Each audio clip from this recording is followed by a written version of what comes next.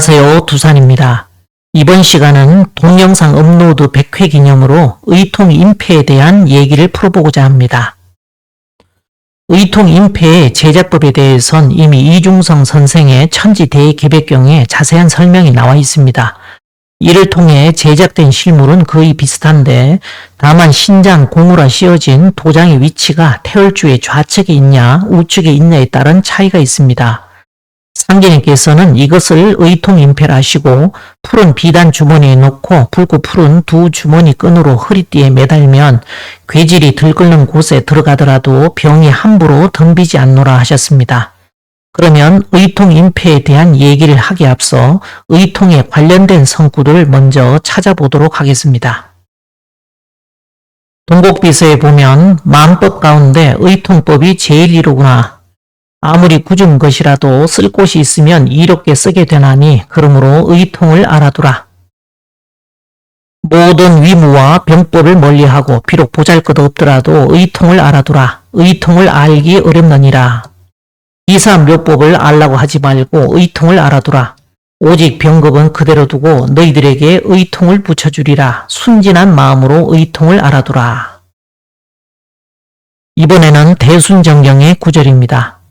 비록 비열한 것이라도 의통을 알아두라. 그 다음 성구는 동국비서에 나오던 구절과 비슷합니다. 모든 기사묘법을 다 버리고 의통을 알아두라. 오직 병급은 그대로 두고 너희들에게 의통을 전하여 주리니 멀리 있는 진귀한 약품을 중히 여기지 말고 순전한 마음으로 의통을 알아두라. 몸 돌이킬 겨를 없이 홍수 밀리듯 하리라. 다음은 천지개백경의 성구입니다. 이제 전 인류가 가히 진멸지경에 빠지리라. 이렇듯 위급지경을 당하여 무엇으로 살아나기를 바라리요. 비열한 듯 하지만 오직 의통일 뿐이니 너희들은 의통을 알아두라.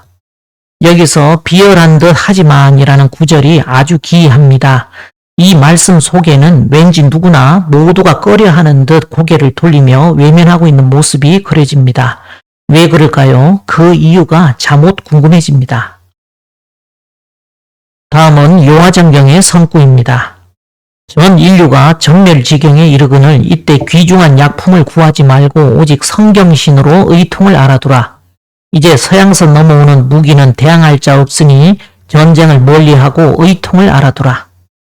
다음 도전의 성구엔 상제님께서 의통 공부를 시키신 정황과 의통을 지니면 어떠한 병도 침범하지 못한다며 목표라고 하신 말씀과 종도들이 평소 의통을 원하니 고수부님께서 마음을 고쳐야 의통이 오지 너희 아버지가 의통 준다고 다 줄 것 같으냐 하시며 꾸짖는 내용이 나옵니다. 그러면서 그 의통이라는 것은 힘인 핫발로 신명 기운을 받아야 열린다 하셨습니다. 그런데 처음으로 대순정경에 의통과는 달리 무진동지에 기도하며 묻는 자가 있으리니 의통인폐 한 벌을 전하라. 좋고 나머지가 너희들의 차지가 되리라 하시는 구절에서 의통인폐라는 용어가 나옵니다. 다음 이중성 선생의 천지개벽경에 때가 오면 천하의 대병이 나와서 인간 세상이 거의 전멸하니 너희들은 의통을 닦으라 하는 구절이 나옵니다. 다음 선도신정경에는 이 의통이라는 것이 일심에 있다 하셨습니다. 다시 대개벽경에 때가 되면 홍수 밀리듯 하여 누웠다가 일어날 틈이 없고 국물 마실 짬이 없으리니 학의통하라며 의통을 배우라는 구절이 등장하고 마지막으로 대순정경에 이어 의통인폐라는 용어가 재등장을 하니 대순정경과는 달리 이곳엔 아주 자세하게 제작 방법까지 수록을 해두고 있습니다. 이처럼 전체 의통 관련 성구들을 순차적으로 다 살펴봤는데 여기서 의통의 보편적 뜻은 살려서 통일한다는 의미임을 알 수 있습니다. 의통은 앞으로 전 세계를 휩쓸 대병급에서 생명을 살릴 수 있는 유일한 방안이며 후천 개백기에 죽어가는 인간과 신명을 살리기 위해 이 세상에 강림하신 상제님의 구원의 법방입니다.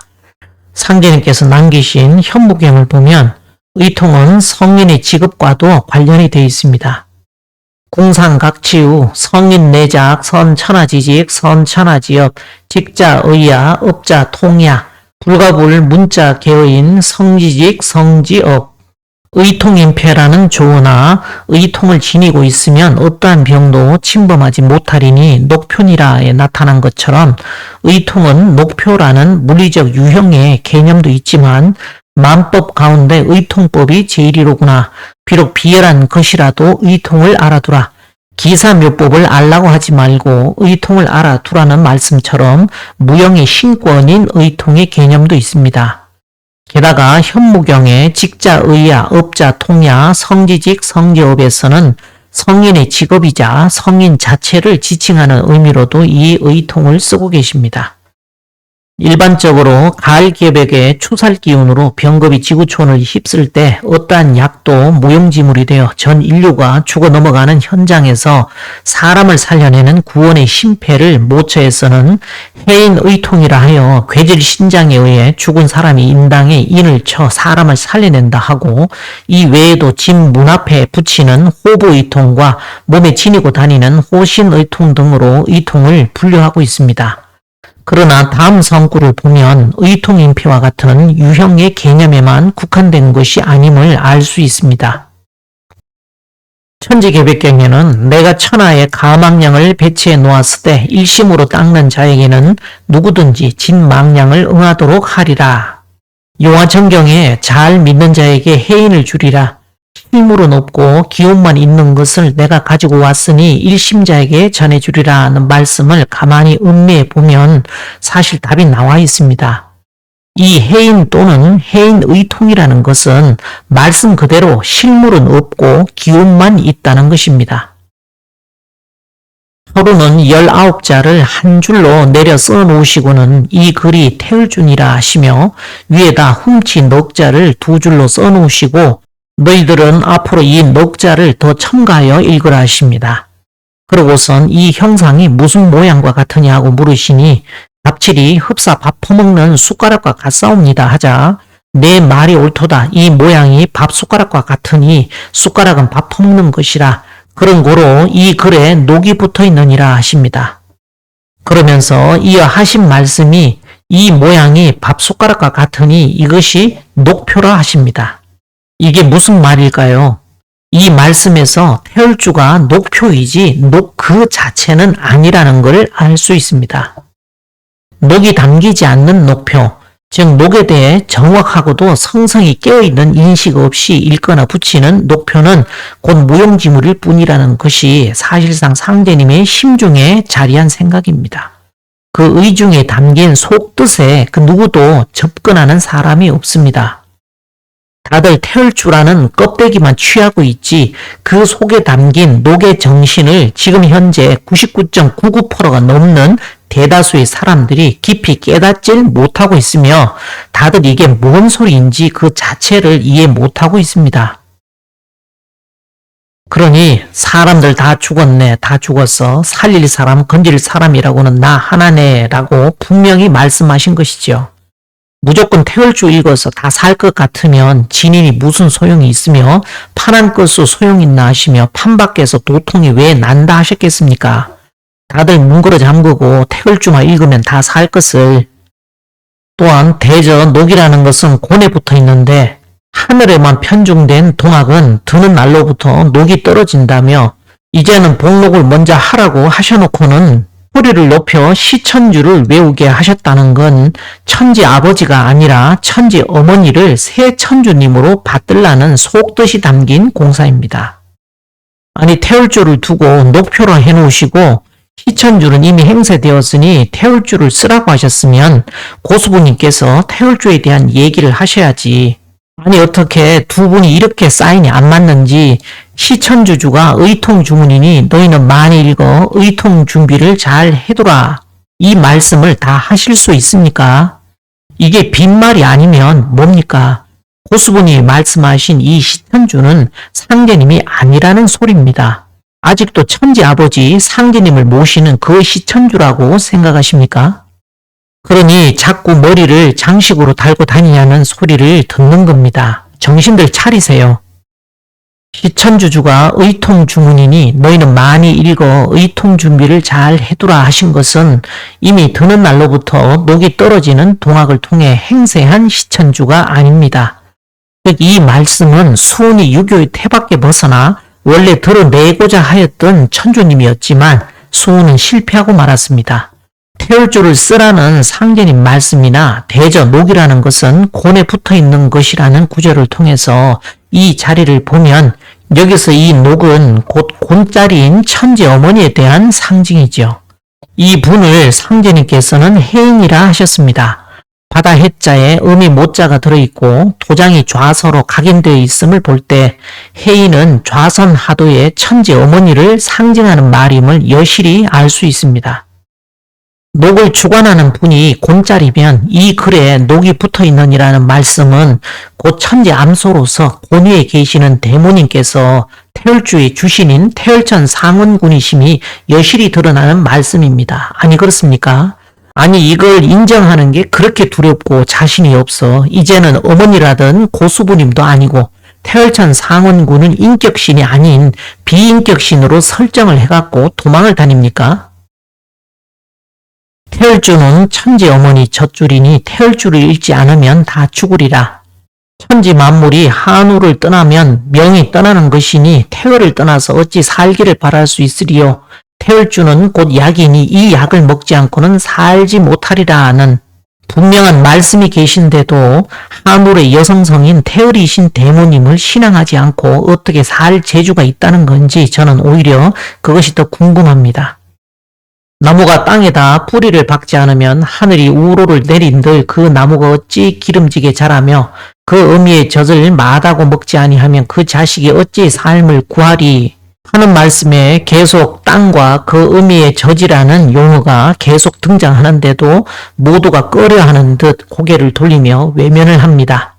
그러니 비록 비열한 것이라도 의통을 알아두라고 당부를 하고 계시지요. 이를 볼진데 우리가 특히 명심할 부분은 한울님께서 오유영부라 하여 나에게 영부가 있다 하신 것은 곧 태열의 원주인인 대모님에 대한 지칭이며 이름하여 기명선약이라 하였습니다. 상제님이 뭐라 하셨습니까? 태열주는 곧 약이니 이 약을 먹지 않고는 살지 못하리라 하지 않으셨습니까? 태열의 자리 영부를 일러 기명선약이라 한 한울님의 얘기와 별반 다르질 않습니다. 그러면 왜 오유영부 기명선약이라고 두 번에 걸쳐 강조했을까요? 천지의 응도수 자리이기 때문이지요. 또한 기형 태극, 우형 궁궁이라 또 한 것은 후천 태극과 환극에 대한 말씀으로 결국 무국에서 태극 그리고 환극이 이르기까지 천지의 원 바탕을 부정함에 이른 태열주에는 녹의 기운, 의통 기운이 실릴리 만무한 즉 이는 구원의 법방을 발로 차서 거부하는 행위의 다름이 아닙니다. 바로 이 분이 현무경의 마지막 장 상부에 있는 무국신 의통 성사 중 도통주를 쥐고 계신 무국신이십니다. 모두들 숫자 하찮게 생각해왔던 대모님이시기에 쉬 인정하려 들지 않는 줄은 알지만 그 마음속의 교만함과 어리석음을 버리고 스스로 하염없이 마음을 낮추어 어둡고 궁벽한 곳에 자리한 근원을 살필 수 있는 마음의 눈을 떠야만 그제서야 비록 비열한 것이라도 의통을 알아두라. 기사묘법을 알라고 하지 말고 의통을 알아두라는 상제님 말씀이 가슴에 크게 공명될 것입니다. 비열하다라는 것은 하는 짓이나 성품이 천하고 졸렬함을 이르는 말이지만 여기서는 한자의 구조와 의미를 신도 문제로 이해해야만 속뜻을 파악할 수 있습니다. 비열하다 할 때의 비자는 천존집이라 할 때의 낮을 비자이고 열자는 적을 소자와 힘력자가 결합한 모습이니 즉 곤의 자리에 계신 분으로 그 영향력이 극도로 적은 분이란 얘기죠. 아니 영향력이 극도로 적은 분이 아니라 적게 보일 뿐입니다. 왜? 천지의 음덕자리이기 때문이지요. 밖으로 드러나 누구나 인정하면 그걸 음덕이라고 합니까? 외식을 버리고 음덕에 힘쓰라. 덕은 음덕이 크니라. 번거로운 소리를 내면 그 또한 덕이 사라지나니 덕은 음덕이 크니라. 망고의 음덕이 부인에게 있나니 부인을 잘 대접하라. 나 또한 경홀치 않느니라. 부인 수도는 내 도의 근간이요 대본이라고까지 하지 않으셨습니까? 그래서 다들 신경 쓰지 않으니 비록 비열한 것이라도 의통을 알아두라 하신 것입니다. 그러니 의통의 본원자리는 무국신으로서 대모님이며 현실 세계의 본체로 자리하는 의통은 문왕의 도수를 받으신 선사님이 되십니다. 본주님께서는 이 살릴 의자를 옥편에 없는 힘력자 아래 마음심자로 일러주셨습니다. 말은 마음의 소리요 행동은 마음의 자치라고 마음은 몸이 움직이는 체가 되기에 태극입니다. 그러므로 의는 태극이신 선사님에 대한 상징입니다.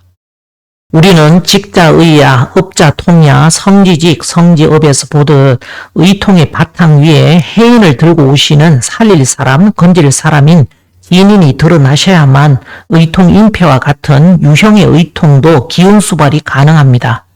그러니 부차적인 유형의 의통 인패에 신경을 쓰기 앞서 의통의 자리와 그 본원에 계시는 대모님을 알아볼 수 있는 마음의 눈을 먼저 떠야 할 것입니다. 살릴 의자를 옥편에 없는 힘력자 아래 마음심자로 일러주신 본주님의 흉중을 깊이 헤아려 보시기 바랍니다. 게다가 너희들은 내 얼굴을 잘 익혀 내가 돌아오기를 기다리라는 말씀처럼 우리 도생들은 상제님의 참 모습을 익히 볼 수 있는 심량과 기국을 닦는 수도에 전념해야 할 터인데 수명을 관장하는 북두 칠성의 바탕에 계신 중천대신과 그 본원자리인 무국신에 대한 인식의 지평이 열리지 않고는 전혀 느낄 수 없는 말씀의 경계란 걸 깊이 이해해야 할 것입니다. 자, 그러면 이 즈음에서 과연 의통의 자리가 선사님의 자리가 맞는지에 대해서 실제 실물인 의통인패를 살펴보면서 얘기하도록 하겠습니다. 의통인패의 제작법에 대해서는 이미 대개백경에 자세한 설명이 나와 있으며 이것으로 제작한 실물은 둘 다 비슷합니다. 아무래도 해상도가 떨어지는 것보단 보기에 편한 샘플로 설명을 드리도록 하겠습니다. 의통인패 제작법에 대해 얘기를 해주시자 이란 박공우 정도는 제자가 무식해 태극을 모른다고 하자 상제님은 전주 둥근 부채에 그려진 그림이 태극이라고 알려주십니다. 그러자 이남은 아무리 봐도 상제님 함자는 알겠는데 희자 흠자가 이마두 선생인지 다시 한번 상제님께 확인해 봅니다. 그러자 상제님께서는 세유 차인하니 기인이 즉 기인이니라 하시어 세상에 이 사람이 있으니 그 사람이 곧 그 사람이라고만 답변을 하십니다. 아니 왜 상제님께서는 태극의 한쪽 면에 시헌이라고 쓰게 하시고 이 질문에 대해 이마두가 맞다고 딱 부러지게 얘기를 안 하시고 그냥 세상에 이 사람이 있다고만 하셨을까요? 그것도 태극의 한쪽 면에 상제님의 존함은 음각을 하도록 시키고 시헌은 양각을 하게 합니다. 사실 그렇게 해야 일순과 시헌이라는 글자가 도드라지게 나타날 수 있기도 하기 때문이지요. 천지개벽경 본문 내용만을 두고 냉정히 판단을 하면 이 시연이라 씌어진 글자를 두고 아무 생각 없이 관성적으로 이마두 마테오리치 신부님이라고 확정을 짓는 건 넌센스입니다. 상제님은 그렇게 얘기하신 적이 없기 때문이지요. 그러면 제 생각을 말씀드리겠습니다. 이 시헌은 마테오리치 신부님이 아닙니다. 증산 법종교의 창조주이신 환당 선사님이십니다. 의통인패를 좀 더 단순화시키기 위해 먼저 태열주와 신장 공으로 씌어진 도장을 제거합니다. 그러면 아주 심플하게 태극 문양만 남게 되지요. 이미 대한도 길라잡이 4편에서 자세한 설명을 하였기에 반복해서 얘기를 하진 않겠습니다. 이 선천 태극의 구조를 이해를 하면 왜 상제님 존함은 음각을 하게 하고 시연은 양각을 하게끔 하셨는지 이해를 하게 됩니다. 자웅의 구조인 태극 안에 이름 일양이 보이시죠? 선천 태극의 웅이신 상제님 속에 음이 보이고 암컷 까마귀 자아인 선사님 속에는 양이 있습니다. 음각과 양각은 이것을 표현한 것입니다. 의통인패를 보면 한일자가 아니라 추살익에다 한일자를 합한 한일자의 고자로 쓰는 일자로 일순이라 씌어져 있습니다. 상제님이 연치가 어리실 때 부안면 알미장에서 종이 위에 굵게 한일자 한 획을 힘껏 그으시며 큰 소리로 나는 순이다 하고 외치시니 순간 한일자가 마치 누에처럼 꿈틀꿈틀 기어가는 한일자 누에 공사를 보셨습니다. 이건 황극 공사를 보신 것이고 원래 주살이란 강가나 바닷가에서 새를 사냥할 때 쓰는 줄이 달린 화살을 나타낸 글자로 생명을 앗아가는 상극을 상징합니다. 그러니 여기서 주살 익자를 더한 일은 의통인패에서 보듯 선천태극으로 수컷을 뜻하는 웅이신 상제님을 상징하지요. 그러고 나면 남은 시헌은 암컷을 뜻하는 자로서 선사님이 되십니다. 선사님은 원방각 중에 각으로서 태극이시니 천지인 가운데 사람이 되십니다. 그러니 세유 차인하니 기인이 즉 기인이라 하여 사람이 있다 한 것입니다. 태극이 계시다고요. 그 태극의 자리를 시헌, 때 시의 법헌, 즉 그 때에 맞는 법의 자리라고 하셨습니다. 헌자는 진면자와 예불봉자, 눈목자, 마음심자가 결합한 모습이니 이는 눈목자인 황극의 바탕에 마음심자인 태극이 자리한 상입니다. 그런즉 이마도 리치 신부님이 아무리 천상계의 주백신이라 한들 애초에 사칠성의 지위는 네 기둥 가운데 중앙에 앉아 계신 서신사명과 수부사명 두 분 황극의 위를 보필하는 자리입니다. 그런 천지의 황극마저 우러러 보는 상황격인 태극의 보위에 조선시대로 말하면 영의정벼슬을 하는 신하인 이마도가 떡하니 앉는다는 게 이게 말이나 되는 소리입니까? 이마도가 어쩌고 저쩌고 하는 얘기들은 알고 보면 다 이치도 모르고 내뱉는 덜 떨어진 소리에 지나질 않습니다. 그럼 상제님께서 의통인패를 하시어 이걸 전하신 의도는 어디에 있을까요? 의통이 어떤 자리인지를 정확히 알려주시려 했습니다. 달을 가리키니 손가락만 본다는 얘기가 있지요. 상제님이 전수해준 의통인패라는 손가락으로 달을 보라고 가리키면 의통의 원주인인 그 달의 본질을 깨치라는 얘기인데 왜 다들 의통인패라는 손가락만 쳐다보고 있는 것입니까? 아직 강을 건너지 못한 이에겐 의통인패가 필요하겠지만 강을 건너고 나면 그 뗏목은 버려지는 것입니다. 무진 동지에 기도하여 묻는 자가 있으리니 의통인패 한 벌을 전하라 하셨음에도 왜 이것이 이중성 선생에게 실물로 전수되지 못했을까요?